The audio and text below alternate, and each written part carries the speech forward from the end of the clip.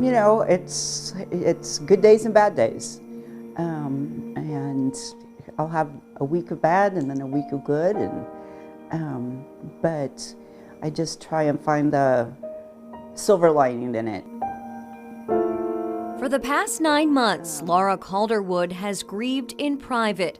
But in honor of Molly's birthday, she talked with KCCI in her first television interview since last August. I know that this is how she would want me to react.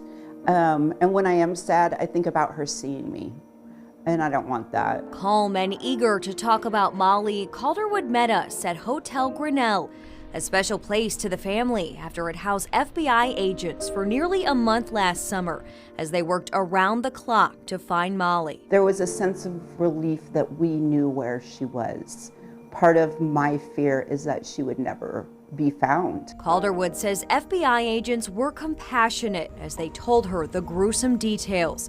Christian Rivera is charged with stabbing Molly to death. Had you ever heard of the suspect before? His No. name or anything? You had never heard of him? No. Calderwood doesn't want to say much about Rivera since his criminal trial is pending. But she did make national headlines in December when a Washington Post article revealed she took in her son's teenaged friend, who happened to be the son of Mexican immigrants.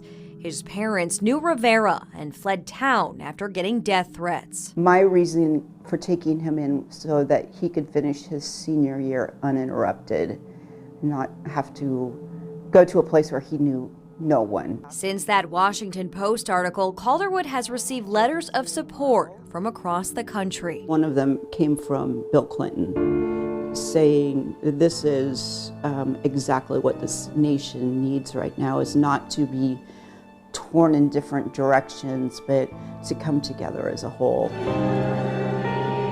It's her attitude that has brought the community together, whether in prayer or by choosing positivity moving forward. I just think about what she would want. Part of that includes supporting Molly's passion, mental health services for children.